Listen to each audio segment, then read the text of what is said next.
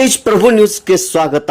11 ವರ್ಷಕ್ಕೆ ಒಮ್ಮೆ ಜರುಗುವ ಸಂಕೇಶ್ವರದ ಸುಪ್ರಸಿದ್ಧ ಶ್ರೀ ಮಹಾಲಕ್ಷ್ಮಿ ಜಾತ್ರೆಗೆ ಸಂಕೇಶ್ವರ ಮಹಾಲಕ್ಷ್ಮಿ ಜಾತ್ರಾ ಸಮಿತಿ ಸದಸ್ಯತ್ವಕ್ಕೆ ಶ್ರೀ ರೂಪ್ ಸಿಂಗ್ ನಾಯ್ಕ್ ಉರ್ಫ್ ಲಮಾನಿ ನೇಮಕ.